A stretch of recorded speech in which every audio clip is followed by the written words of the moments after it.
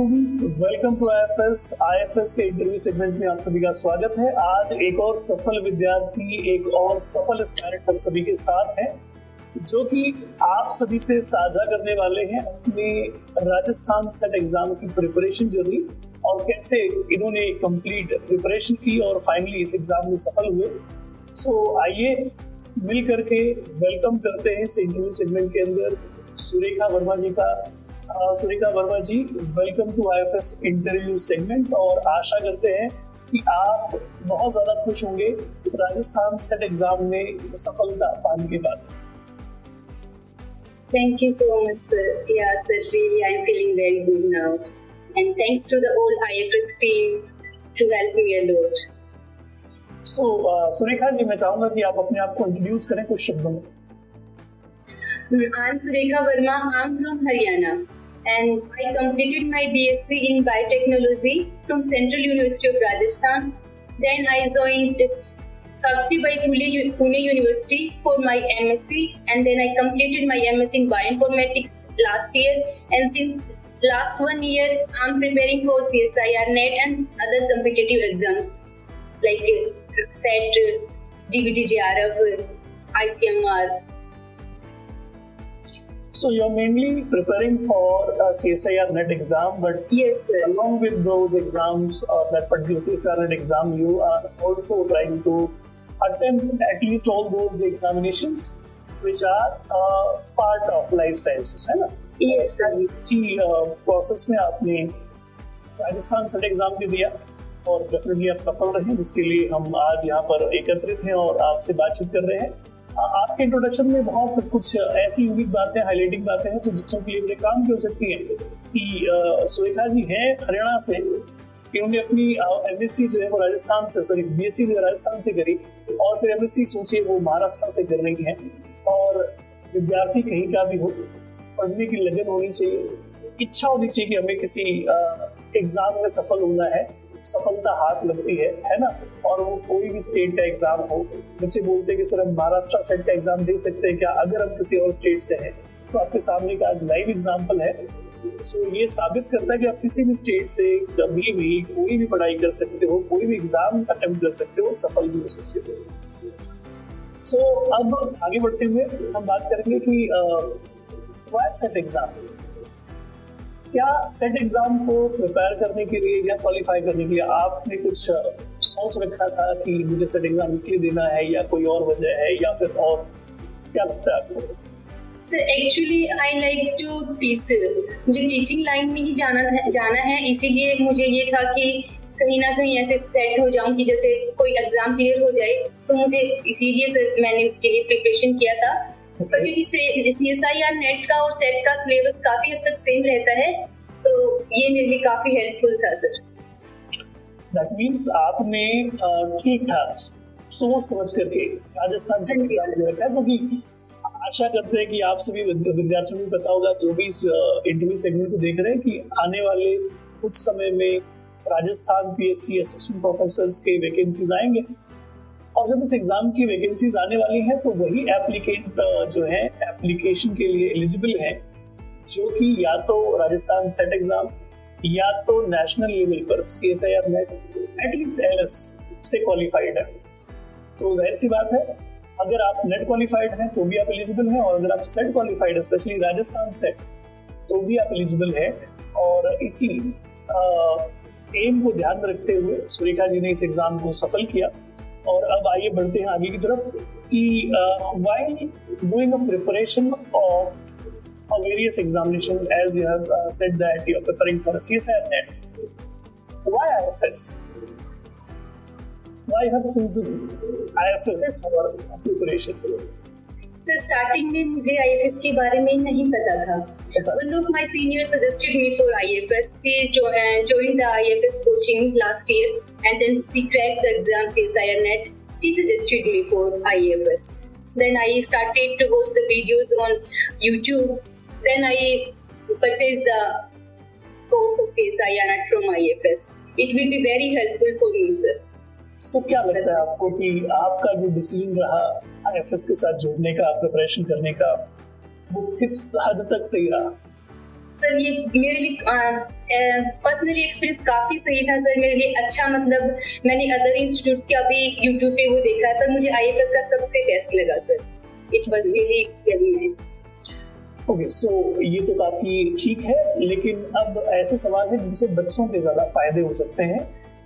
While doing the preparation for, definitely you are preparing for CSR NET, but for preparation of Rajasthan SET exam, ऐसे क्या common hurdles थे, ऐसे क्या common problems थे जो कि आपको लगता है कि आपने फेस किए, और अगर in common hurdles, in common issues को, प्रॉब्लम्स को अगर आप बच्चों से शेयर करते हैं तो शायद उनका बेनिफिट हो सकता है। ऐसे क्या चीजें हैं, ऐसे क्या एक्सपीरियंसेस हैं जो आप साझा करना चाहेंगे? First of all, sir, I belong to a small village in Haryana. I faced a lot of issues like network issues, electricity issues. अब उन सब के बावजूद भी मैंने कैसे ना कैसे करके अरेंज किया है, क्योंकि बाहर रहना सबके लिए पॉसिबल नहीं होता, घर से बाहर निकल के सबके लिए it's not possible for everyone. तो फिर मैंने घर पे रह के ही सब अरेंज किया है सर। यस। सो मेरे हिसाब से आज का समय एक ऐसा टाइम है, एक ऐसा ड्यूरेशन है जो बहुत सारी मुश्किलों का सॉल्यूशन हमारे पास अवेलेबल है। डेफिनेटली फाइनेंशियल बैरियर एक सिचुएशन होती है, कई सारे बच्चों को वो कभी आड़े आती है, समटाइम्स सम अदर रीजंस जिसकी वजह से बच्चे अपने आप को एक्सप्लोर नहीं कर पाते, या फिर और जो चीजें आसपास में है उन्हें एक्सप्लोर नहीं कर पाते। और स्पेशली अगर देखा जाए तो जो रिमोट एरियाज हैं, सिटी से काफी ज्यादा दूर वाले क्षेत्र हैं, उन सारे क्षेत्रों में कई सारे ऐसे विद्यार्थी हैं जो शायद कई सारे ऐसी छोटी छोटी मुश्किलों की वजह से, अगर मैं बात करूं आज से 3-4 साल पहले, मतलब कोविड के पहले की ऐसी स्थिति थी कि वो शायद बहुत बड़ा फैसला हो सकता था कि उन्होंने डिसाइड किया कि उन्हें बाहर जाकर के कहीं पर प्रिपरेशन करनी है। बट थैंक्स टू कोविड में कहूँगा, और थैंक्स टू टेक्नोलॉजी जो इस ड्यूरेशन में बदली है, ट्रांसफॉर्म हुई है, and because of that transformation now any one of the student from any one of the corner of India, किसी भी रिमोट से रिमोट एरिया में हो, वो आराम से घर बैठे क्वालिटी एजुकेशन ले सकता है। छोटी मोटी व्यवस्थाएं करनी पड़ेंगी, लेकिन एक बहुत बड़ी प्रिपरेशन की जरूरत होती थी, जाहिर सी बात है कि अब वो नहीं करनी पड़ती। और डेफिनेटली आपको भी जो भी मुश्किलें हैं कि आप दिल्ली से डेफिनेटली बाहर नहीं जा सकते, आप बाहर जाकर के कोई सेपरेट जगह पर प्रिपरेशन कर पाने में कई सारे इश्यूज होते हैं जिसको हम शायद यहाँ पर डिस्कस भी नहीं कर सकते। इसके बावजूद आपने अपने एम को साधा, आपने आपके जो है लक्ष्य को जीवित रखा, प्रिपरेशन की, और फाइनली आप राजस्थान SET एग्जाम में सफल भी हुए, उसके लिए बहुत बहुत बधाई। मैं चाहूंगा कि जितने बच्चे इस इंटरव्यू को देख रहे हैं, ध्यान रखिए आपके पास मुसीबतें, आपके पास बहुत सारी प्रॉब्लम्स होंगी, बट सफल वही होगा जो उन प्रॉब्लम्स में सॉल्यूशंस तलाशेगा, न कि उन प्रॉब्लम्स को एक बड़ा रूप लेकर के अपने आप को लिमिट करेगा। तो इसी के साथ आगे बढ़ते हैं, और प्रिपरेशन किसी भी एग्जाम की जाए, वो राजस्थान SET हो, CSIR NET हो, UPSC के एग्जाम्स हो, या किसी भी PSC के एग्जाम्स हो, each and every exam will require a lot of time, lot of dedication। और ये बड़ा मुश्किल है कि कोई कंटिन्यूअसली ग्रेजुअली किसी एक चीज में लगा रहे और बाकी सब चीजों से जाए, है ना। सो बहुत मुश्किल हो जाता है लगातार किसी प्रिपरेशन प्रोसेस में लगे रहना, और इसके लिए जरूरी होता है बहुत मोटिवेशन, बहुत सारा मोटिवेशन चाहिए कि नहीं मुझे करना है और मुझे मेरे जीवन में सफल करना है। बिना मोटिवेशन के तो ये मेरे हिसाब से बड़ा असंभव है। तो मैं चाहूंगा कि आपके जीवन में अगर कोई ऐसा मोटिवेशन है जिसने आपको लगातार प्रेरित किया, आपको लगातार अग्रसर रखा कि प्रिपरेशंस के लिए, तो आप साझा करें उसके बारे में। सर ये है कि मेरी फैमिली को ये रहता है कि हाँ सुरेखा कुछ अच्छा करेगी, इसलिए मैं हमेशा कि हाँ फैमिली इतना मेरे लिए वो सपोर्ट करती है मुझे, इतना मुझे कि इनको लगता है कि हाँ मैं कुछ अच्छा कर सकती हूँ। ये काफी यही है सर मेरे लिए कि इससे मैं काफी मोटिवेशनल रहती हूँ। कि सबसे ज्यादा ये है कि सर मेरी फैमिली को रहता है। Actually sir I am Elder sister in my family, तो बच्चों को, मेरे बहन भाई को भी, सिबलिंग्स को भी ये रहता है कि हाँ दीदी करेगी तो दीदी इतना अच्छा कर रही है, हम भी करेंगे, तो इसीलिए सर दैट्स व्हाई। तो भैया आपके ऊपर जिम्मेदारियां दिख रही हैं मुझे। पहली जिम्मेदारी कि आप घर के बड़े हैं और आपको एक कहीं न कहीं रोल मॉडल के तौर पर कह सकते हैं, या एक स्टैंडर्ड सेट करना है घर के अंदर। दूसरी चीज यह है कि परिवार वालों का आपके ऊपर इतना ज्यादा भरोसा कि हमारा जो ये बच्चा है ये डेफिनेटली क्या करेगा, कुछ बेहतर करेगा, अच्छा करेगा। तो कहीं न कहीं ये दोनों जिम्मेदारियां, एक तरफ पेरेंट्स की जिम्मेदारियां कि उनकी जाहिर सी बात है कि दिली इच्छा है कि ये बच्चा मेरे लिए या घर के लिए कुछ बढ़िया कर सकता है, और बाकी आप दूसरे बच्चों के लिए, छोटे भाई बहनों के लिए एक रोल मॉडल के रोल में भी हैं। तो जाहिर सी बात है कहीं न कहीं मैं देखता हूँ कि ये दोनों बातें, कि मैं किसी के लिए एक बढ़िया सा एग्जाम्पल सेट करूँ और मैं मेरे घर वालों को प्राउड फील कराऊँ, ये दोनों बातें कभी कभार बहुत जरूरी ट्रिगर के तौर पर काम भी करती हैं, और इस वजह से कई बार ऐसे कई सारे बच्चे सफल भी होते हैं, और आप उसमें से एक एग्जाम्पल हैं। सो अब आगे बढ़ते हुए मैं चाहूंगा कि कोई ऐसा व्यक्ति जिसे आप एज अ रोल मॉडल देखते हैं और आपको लगता है कि नहीं इसके जैसा बनना है, आप एक रोल मॉडल बनना चाहते हैं अपने छोटे भाई बहनों के लिए, लेकिन आप किसी को अगर एज अ आइडल, किसी को एज अ रोल मॉडल देखते हैं, तो ऐसा कोई व्यक्ति? So one of my senior now she is doing PhD in IIT Jodhpur. मैं हमेशा उनसे बात करती हूँ सर, जब भी मुझे ये लगता है कि आप कैसे करते थे, आप कैसे कर लेते हो, उससे always motivates me।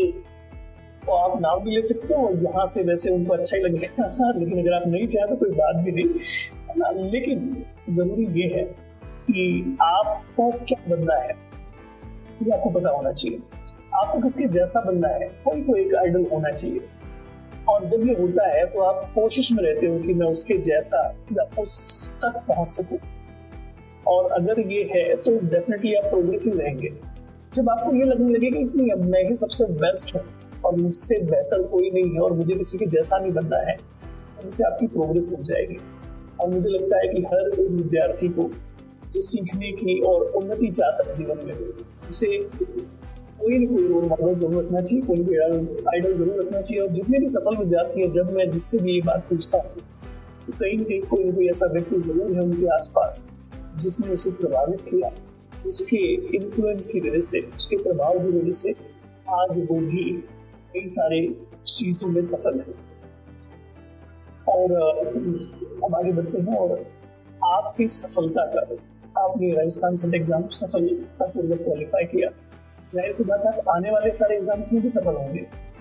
आप अपनी सफलता का क्रेडिट किससे देना चाहते हैं? माता पिता, भाई बहन, दोस्त हैं, और भी कई सारे लोग हैं जो आपके जीवन में एक महत्वपूर्ण स्थान रखते हैं।